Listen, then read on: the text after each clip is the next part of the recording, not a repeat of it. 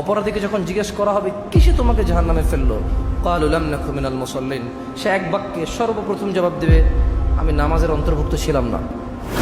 এত গুরুত্বপূর্ণ একটি জিনিস সাপ্তাহিক একটা অনুষ্ঠানে পরিণত হয়েছে। তা আপনি পাবেন না, সপ্তাহে অনেকে আসে না, বিশেষ করে ইয়াংরা এখন একদম আসতে চায় না।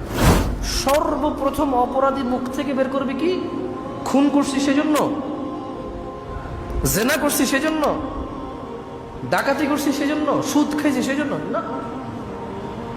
মানুষের বিচার হবে, জাহান্নাম জান্নাত নির্ধারণ হবে।